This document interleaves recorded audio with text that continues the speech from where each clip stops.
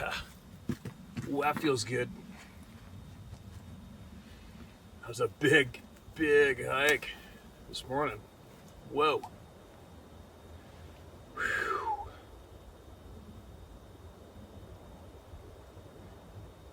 I found a place a handful of years ago that nobody hunts.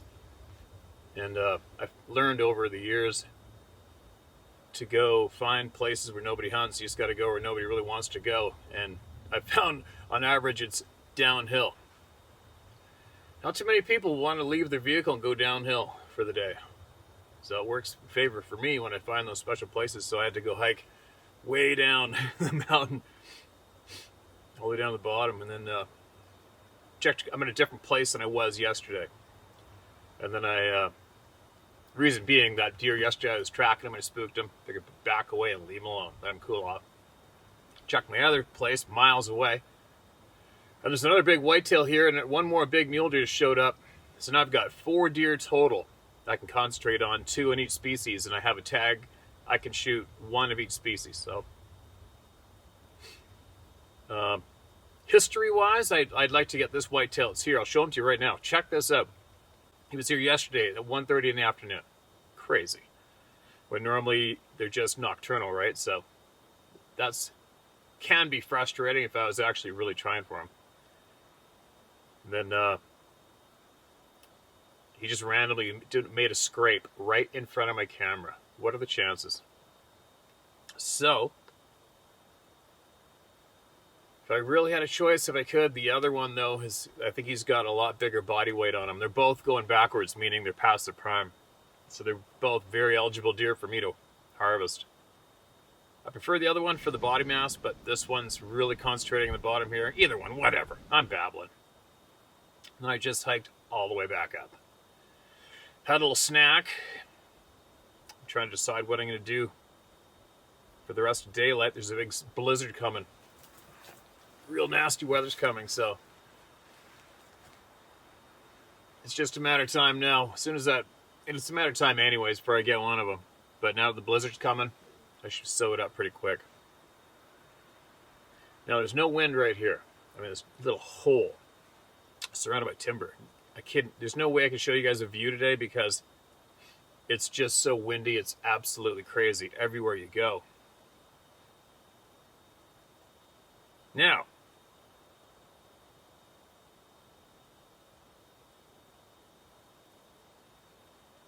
who do we got? What do we got? Here's one titled Bigfoot. All right. Hey, Steve. I see what you put on YouTube, and I like what I see from you about Bigfoot. I'll keep it short. If you should want more detail, let me know. I've hunted my whole life by myself.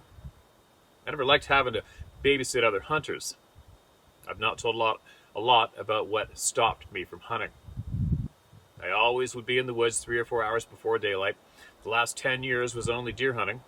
I'm 69 years old now. I was 59 at the time I hunted in the middle of a big swamp. Water, 1 to 2 feet deep. I sat in a big brush pile on a log. I had 21 does pass by me and never knew I was about 5 feet from where they would pass by me. The down bucks would not follow behind the does. They would go way around me to the right of where I was sitting. This is getting long, sorry. The next morning I got about halfway out to my spot and it sounded like someone was killing a woman, but it was way too loud. Over all my years in the woods, I've heard all the wild things in the woods. I'm from Michigan. The last 25 years I've lived in Tennessee. This took place behind my house in Cookeville, Tennessee. You can use my name if you want. Steve Christman. Bulldog. There you go. Is that why you quit hunting from the scream, I wonder? I hope not. I hope you didn't quit hunting, man. You got to keep going. Look what I'm doing. You got to keep going. A blood-curdling scream of a woman, right? Getting murdered. That's nasty.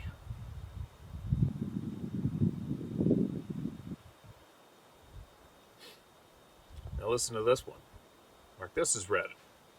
Thanks for sending that in, man. I hope you get back out there. You don't want to be in your deathbed thinking, shit, I shouldn't have quit hunting. Caution. Not everyone on the roadside is a hitchhiker. Hi, Steve. My friend Carl, who hauls deliveries by truck up and down the West Coast these days, has lately had some interesting on-the-road experiences. He's found your channel very helpful and informative, and we both appreciate your no-nonsense approach. Since his access to the internet is so patchy, he asked me to share them with you. Should you choose to read this one to the community, you may use our names. Here he goes. All right. Late August 2019, I was 1 hour east of Santa Maria on CA 166. Stuck behind a heavy truck chugging uphill at about 35 miles per hour with 6 cars behind me and no way to pass nor to stop. At such occasions, I let my radar and cruise control maintain distance, and I glance at the countryside every 8 seconds or so when I check my mirrors. Across the oncoming lane in one of the many gullies, I spotted what seemed to be a strange tree trunk, vertical about a quarter ways up the incline, without any branches. It looked out of place, differently colored from the trees of the area. Unlike their grayish tones, this one was dark black, mottled, and graying towards the top, and reddish sand brown near what I assumed to be the break at about 5 feet high. I stared intently at it because it just seemed so off, but had to turn my head as I passed it to correct for the curve in the road. In my peripheral vision, I noticed the reddish part of the tree trunk move. 2 dark eyes tracking my truck. I did a double take just to briefly catch a glimpse of what now appeared to be a cross between a chimpanzee and a bodybuilder, covered in fur. A reddish-brown face, a flat nose with just the hint of a muzzle. The eyes were now closed, but it could no longer fool me. I know what I saw, and no pretense of being scenery could take that from me. Unfortunately, the gully hillside was now in the way. I could not safely stop, and my company forbids us from bearing arms. So there was no way I was going to go walk back when I could stop a few miles further along. I came by there again a few weeks later and made sure to check for any tree trunk in that gully, and there's none. And on the way back, I felt watched, driving down that strip of road. Other experiences happened in Ohio, on the edge of town, when I shut down behind a Home Depot. You can hear that wind ripping above us? It is screaming up there. Sorry.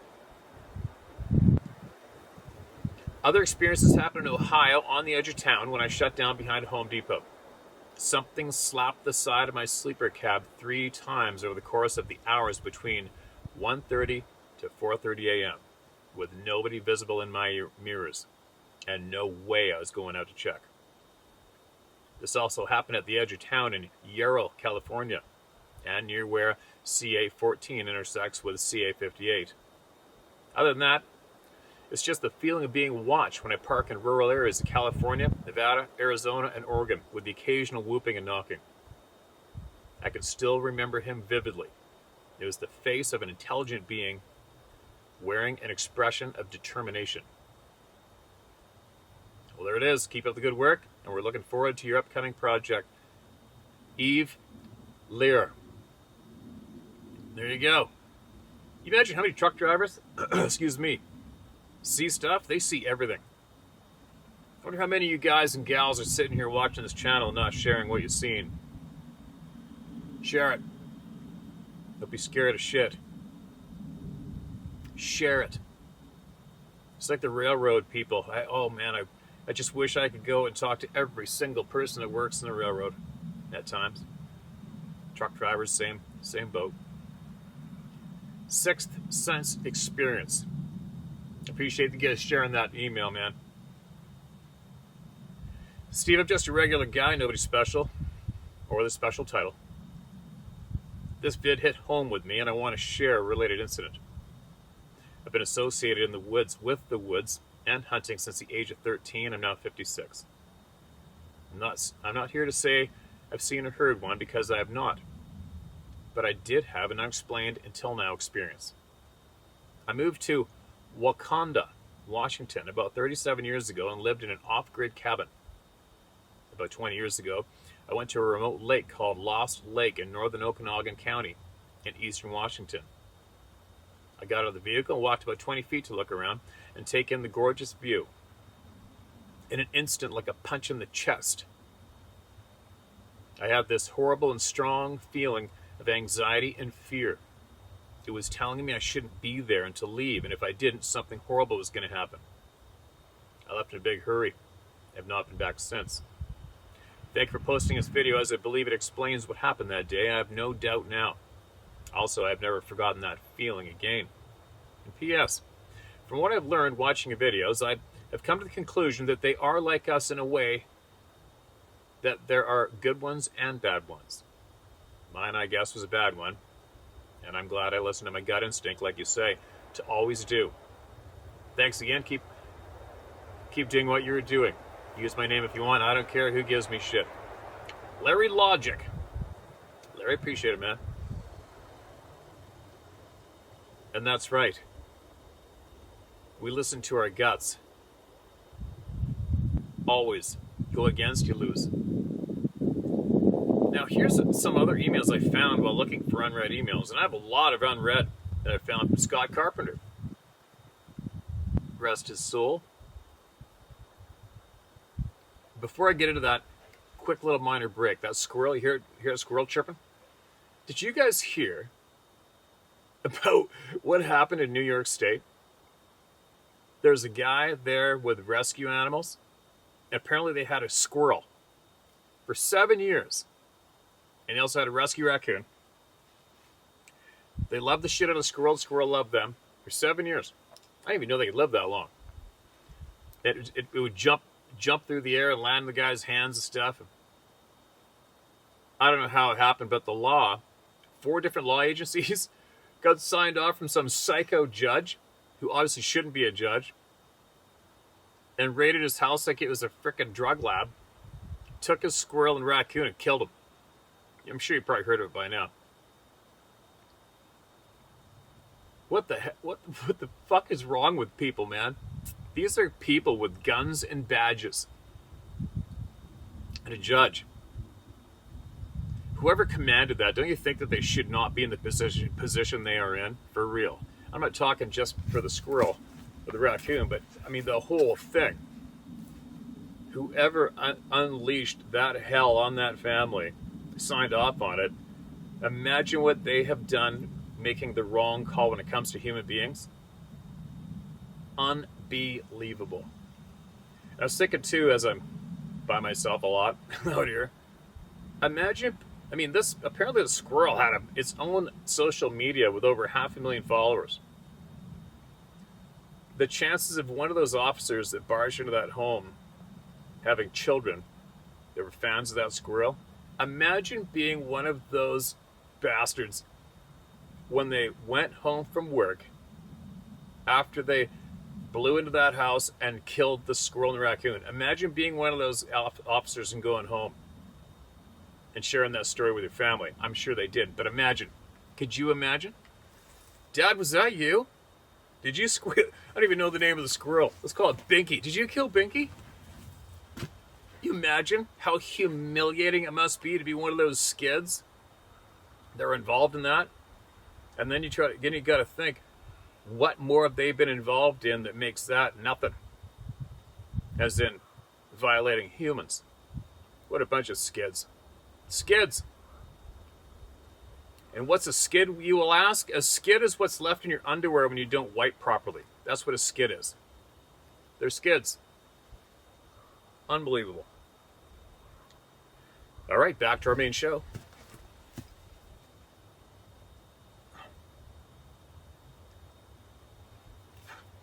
This is, I found a couple, I've got a handful.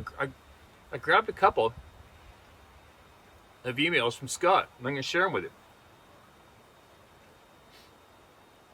Maybe I'll search his name and see how many more I got. He used to email me so much, it was ridiculous. And I missed a lot. That was back when I was getting like thousands of emails a day. This is titled Talking with the Sasquatch. Steve, I think they can definitely do that shit in Canada. But I'm hoping you're right about this since we are not proving it exists. Excuse me. They may just let us be, and you're right, we'd be doing them a big favor by helping people. Actually, we'd be doing what we pay them to do in the first place. I guess we were talking about the government. I know I asked the question, is there a possibility governments might have a treaty or agreement with them? And that could be true in a small region, we just do not know. To be honest, I do not know if the Sasquatch have a unified enough social structure for us to communicate to them as a people or a nation. They function in family groups and loosely formed clans. I do know they have regional gatherings every year or two. I also know that in order to keep from inbreeding too much, they will reach out to other clans to get mates. These are some bold statements, right? I've tried to talk to them and they refuse. It's a, quote, rule, end quote, they have. A few years back, I was pretty depressed over some things in my life, and I was like, F this. If they get me, they just get me. And I literally went on top of the mountain where I knew the big white one lives. I was feeling his presence. So I went off trail, found a good clear spot, took off my backpack, turned off my camera, stretched out my arms so he could see my empty hands and said, here I am, let's talk. I stayed there over an hour. Nothing. And he was close, and I mean really close. I attempted to talk to him, said a few things, but he would not speak or approach me. When I finally gave up and started to leave, he snapped a limb, nice and crisp. Kind of like saying, yeah, I was here. I do have some people that I talk with every now and again that, quote, mind speak, end quote, with the local family groups. And the one thing all the different Sasquatch have in common from all over the country is none of them tell the same story. If you ask them what or who they are, each group gives a different answer. And the same to other questions. So, even if you get one to talk to you, in my humble opinion, they can't be trusted. Maybe it will be different for you if you go see that guy who says he can introduce you to them. Be careful over there and watch out. Tuna. Oh, watch out for the tuna. Yeah, I guess I let him know I had some food poisoning. Talk to you later, Scott. And here's another one I copied and pasted below this one. Here's another one. A lengthy but interesting read. Again from Scott Carpenter. Steve, sounds like the family group near your house, has a little bit of an attitude and a sense of humor. Like I told you, they are people, and some are assholes, no doubt. This shit chooses you. You don't choose it. I seriously doubt that if I had not had the childhood encounter of seeing two infants, that most likely I would have just let the thing go after the big one came looking for me after a sorry-ass whoop call. I sometimes wish I never done this, but the bottom line, I want the truth, no matter what. And on this deal, I got the complete dose of it. And always, with knowing the truth comes responsibility, and like you, I just can't walk away from that. People need to know and be helped. They've been around us for thousands of years. There have always been other creatures here. The Bigfoot just one of so many creatures earlier generations have had to deal with. You had red-headed giants, dog-headed men, skinwalkers, etc. before the term Bigfoot was put on them. They were known as wild men. They were regularly encountered, but it was not a big deal. Just another thing you had to deal with when living in the outdoors or rural areas. We like to think the wilderness is devoid of danger except for the known animals, and that is just not true. We buy into the BS we are programmed with. Then, when we get hit by the truth, it changes everything. The Indians told of, warned, and watched out for them. It was just part of daily life. And now, so is it for us and many more. Uh-oh, rambling again. I hope one day, if you're willing, we can just hang out around a fire and shoot the shit, tell stories about Bigfoot, hunting and fishing and life. Be fun to do. I have some hilarious hunting stories that really can only be told. Writing them down does not do them any justice. And I'm glad you liked that discussion. I'm on the same page with Rich and especially Sonia. It was a little spooky how literally she has had the exact same stuff happen around her. After things started coming in the house, that was enough for me. We may disagree some on what exactly they are and where they come from, mostly because of our world views. But she is right on the money on what they do. I think they're more dangerous than she does. But all in all, she is dead on, and so is Rich. She's referring to Rich Germeau. I like being challenged and hearing people's thoughts and opinions who are knowledgeable. It makes me study, research, and learn. Well, back to work. Talk to you later, Scott. Rest in peace, Scott. You're still being heard, man. There you go. Maybe I'll, when I get time, I'll do a search of his name and I'll put all the emails together and I'll share them. There you go. So someone who spent his whole lifetime looking into this shit. Here's another one. My encounter. Hi, my name is Cole. You can share this and use my name if you like.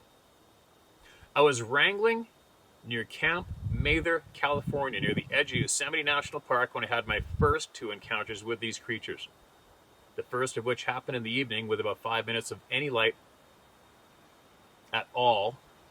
The other Wrangler and I were finishing a check on the horses when we passed near the edge of an area where we had a couple of horses off on their own. We were on our way back to the tack shop when I felt the hair on my neck stand up and had a feeling of being watched.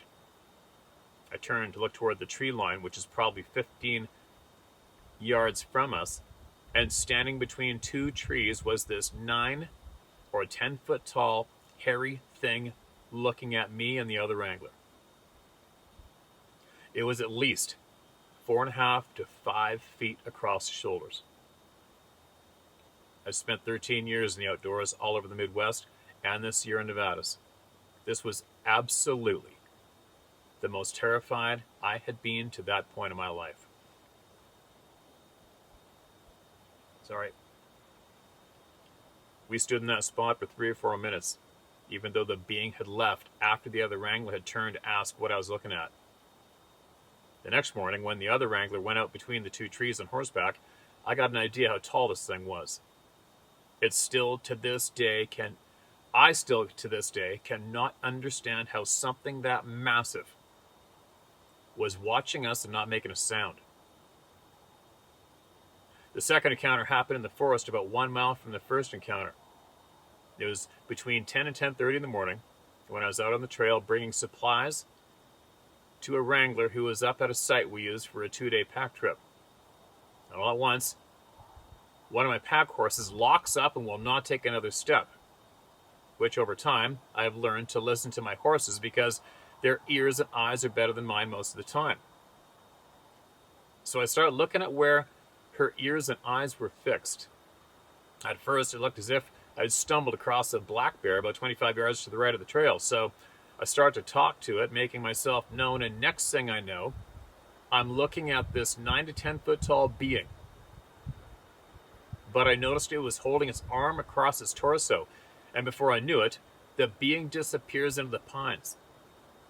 This encounter left me with a little less fear and more questions about what they are, why they are being hidden from people, and what do they want.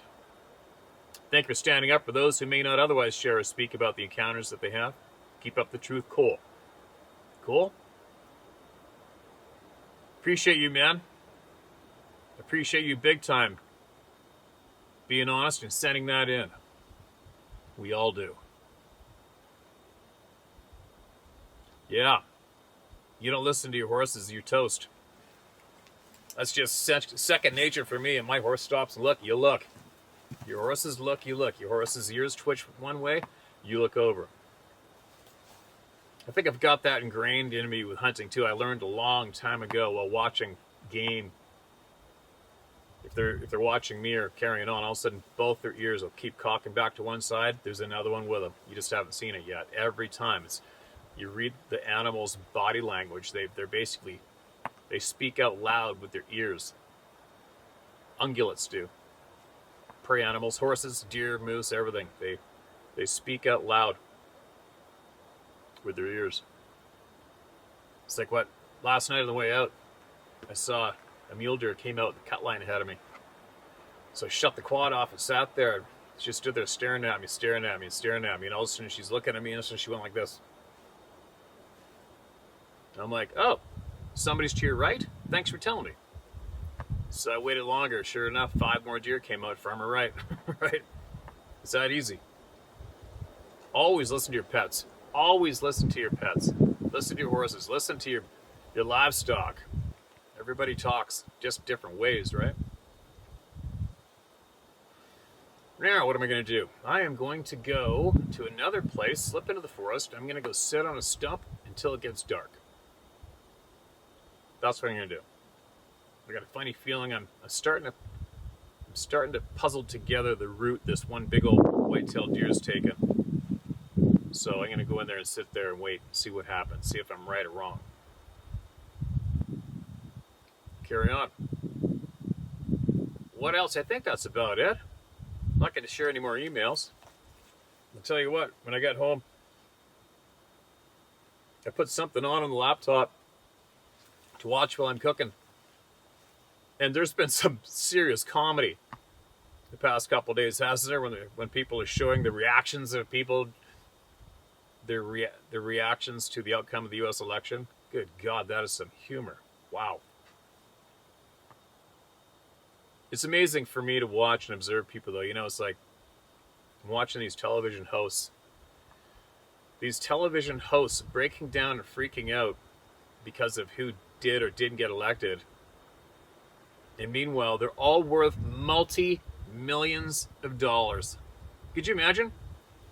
Imagine you're in a country that's enabled you to become, who's this one psychopath woman on a freak show news network?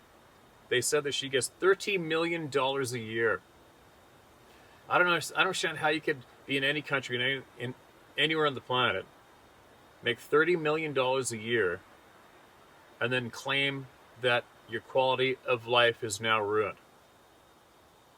What?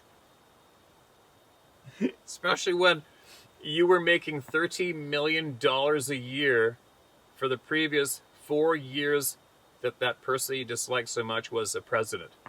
And you're still making $30 million a year. And all of a sudden, 8 years later, your quality of life is about to get annihilated.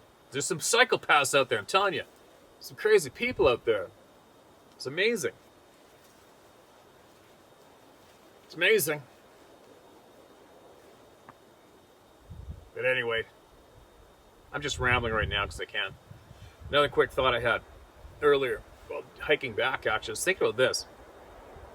I was almost going to put on the community page and challenge everybody to write down, just a game. Just write down, say, I don't know, the top 10 things that you find yourself upset about in life today. Just write them all down. Write down what really pisses you off. It really gets under your skin, you know? Which really makes you knee-jerk and lash out online or whatever and post up and stuff. The top 10 things that really piss you off. And then, after you write them down, picture sitting in your deathbed. Maybe it's tomorrow. You're going to die tomorrow, right? Let's just say you're dying tomorrow. This is it. It's over.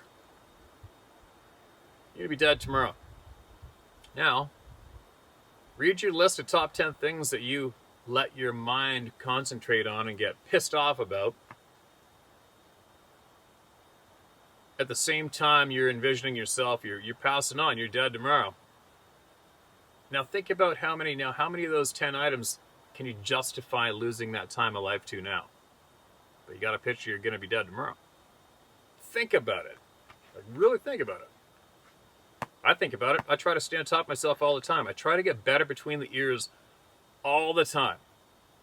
I question myself all the time. I notice myself venting or getting angry at different topics, and then I'll collect myself and think, okay, hold on a minute. Is this actually worthy of this time and energy? You know what I mean? I mean, I got a lot of things that do irk me, and I do lose time of life on, but I still justify it. I am angry that we are all being lied to when it comes to this one dominating topic. And I feel it is worthy of my time to maintain pushing back and ensuring that these truths get out. Yep, I'll admit it, I can get, especially in the beginning, it was a battle, it was a war here in the beginning, right? But I never back down. We're still here.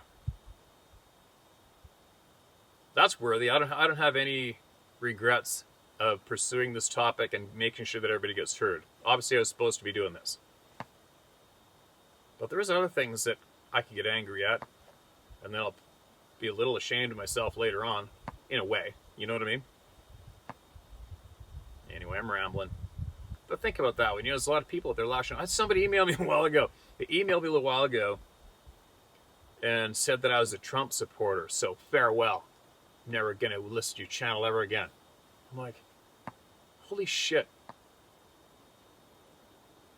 Can you imagine? That person's brain told them to go in their email, compose a new email to somebody from YouTube, and blurt out all that verbal violence and justify it, hit send. So bizarre. Isn't that bizarre?